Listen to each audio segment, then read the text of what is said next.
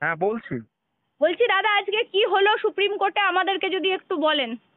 দেখুন, আজকে স্টেটের পক্ষ থেকে, বোর্ডের পক্ষ থেকে এবং এসএসসির পক্ষ থেকে অ্যাজ ওয়েল এজ সিবিআই এর পক্ষ থেকেও সাবমিশন করা হয়েছে, এবং যারা টেন্টেড এবং আনটেন্টেড বলছেন উভয়ের পক্ষ থেকেই তারা রিজয়েন্ডার দিয়েছেন, রিজয়েন্ডার সাবমিশন করেছেন, অর্থাৎ আমাদের যা সাবমিশন ছিল তার প্রত্যুত্তরে তারা উত্তর দিয়েছেন।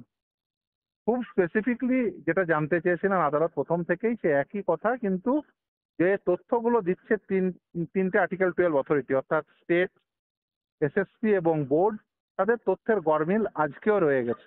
5,485 বলছে এসএসসি, বোর্ড বলছে 5,189, আবার সরকার বলছে 4,327। আবার আমরা যদি দেখি এই সিবিআই এর তথ্য, 9,000 সামথিং, এবং সর্বমোট আউট অফ ভ্যাকেন্সি ধরে 10,000 সামথিং।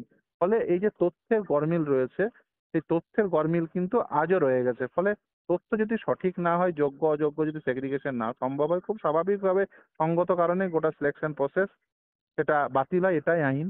তাছাড়াও এখনো পর্যন্ত যে বেশ কিছু আনআইডেন্টিফাইড, যেমন ধরুন করাপশন রয়েছে, ইলিগালিটিস রয়েছে, যেমন ধরুন ইন্টারভিউ মার্কস ম্যানিপুলেশন, টাইপিং টেস্টের মার্কস ম্যানিপুলেশন, যে ভ্যাকেন্সি গুলো নেক্সট রিক্রুটমেন্ট প্রসেসে ইউজ হতে পারতো সেই ভ্যাকেন্সিতে অ্যাপয়েন্টমেন্ট দেওয়া হয়েছে বলে সিবিআই তাদের রিটার্ন সাবমিশনে জানিয়েছে। সেগুলো তো, সেই তথ্য তো কেউ দেয়নি, ফলে সেই সংখ্যাও কেউ দেয়নি। ফলে খুব স্বাভাবিকভাবেই বোঝা যাচ্ছে যে আর্টিকেল 12 অথরিটিরা অর্থাৎ স্টেট, বোর্ড এবং এসএসসি তারা এই প্রকৃত তথ্য দিচ্ছেন না এবং দেওয়া থেকে বিরত থাকছেন। খুব স্বাভাবিকভাবে গোটা সিলেকশন প্রসেস বাতিল হওয়াটাই সেক্ষেত্রে একমাত্র দাদা, ভবিতব্য। একটা যে জিনিস শুধু জানতে চাইবো, বলছি এই যে চার রকম চারটে দিচ্ছে, চারজন তথ্য চারটে দিচ্ছে, অথরিটি মানে তথ্য, চারটে অথরিটির তথ্য দিচ্ছে। তো সেক্ষেত্রে আমি শুধু একটা বিষয় জানতে চাইবো, তাহলে ইনারা কি ইচ্ছা করে দিচ্ছে না? আজকেও তো উনারা সঠিকটা তুলে ধরতে পারতেন, কারণ উনাদের কাছেও তো সময় খুব কম। উনারাও কি চাইছেন যে প্যানেলটা পুরোটা বাতিল হয়ে যাক? আজকে এবং খুব সঙ্গতভাবে একজন, যেমন ধরুন 8 ফেজ কাউন্সিলিং এর পক্ষ থেকে যারা কাউন্সিলিং এ পার্টিসিপেট করেছে তাদের পক্ষ থেকে একজন আইনজীবী বলতে উঠেছিলেন, জাজ সাহেব জিজ্ঞাসা করলেন যে শুধু 8 ফেজটাই আউট অফ প্যানেল নাকি তার বাইরেও। এর আগের দিন নিশ্চিতভাবে আপনাদের মনে থাকবে আমি সাবমিশনের সময় বলেছিলাম সেকেন্ড রাউন্ড কাউন্সিলিং এর পরে অল আর এক্সপায়ারি অফ দ্য প্যানেল, এবং সেটা আজকে আমি উঠে জানিয়েছি। আদালত তো সেটা বলছে যে after second round of counselling সবটাই তো তাহলে ইলিগাল। সে তথ্য তারা সঠিকভাবে দিতে পারেননি, বা কেন সেটা, আমি যে তথ্য এর আগের দিন সাবমিশন করেছি সেই সাবমিশনটা কেন ভুল, বা কেন তারা প্যানেলের ভ্যালিডিটি বাড়িয়েছে, এসব কিচ্ছু তারা তাদের পক্ষ থেকে বলেনি।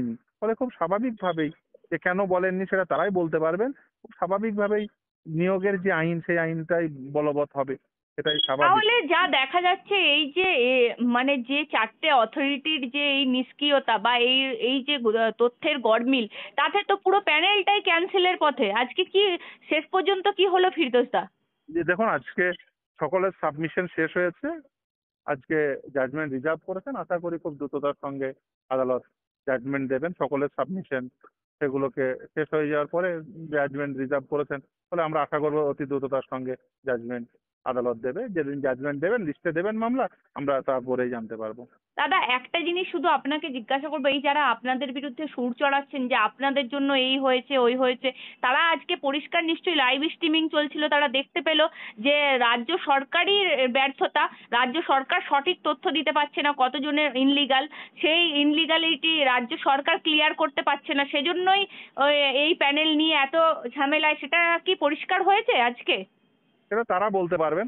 দেখুন, যদি রাজ্য সরকার যদি সঠিক তথ্য না দেয়, স্টেট, এসএসসি যদি সঠিক তথ্য না দেয়, বোর্ড যদি সঠিক তথ্য না দেয়, তাহলে বেঠিক তথ্য দিলে নিয়োগের আইন অনুযায়ী, দেখুন আজকে শুধুমাত্র পশ্চিমবঙ্গের একটি মামলার ক্ষেত্রে এই আইন প্রতিষ্ঠা পেয়েছে তা তো নয়, সুপ্রিম কোর্টের একাধিক জাজমেন্ট রয়েছে এই রেসপেক্টে, এবং সেই জাজমেন্টগুলো আমরা সাইটেডও করেছি, একাধিক আইনজীবী সাইটেড করেছেন। সেই ফলে এটা প্রতিষ্ঠিত আইন।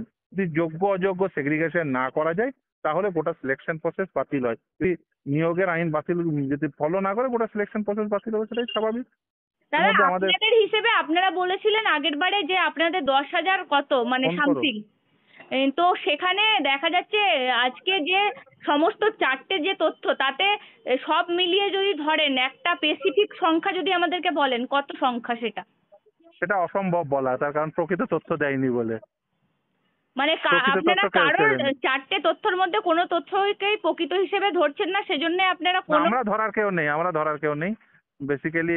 এই তথ্যগুলো সঠিক নয়, তার কারণ তারা তথ্যের গরমিল রয়েছে বলে আমরা, বলছি সেটা একদম আদালত ধরবে।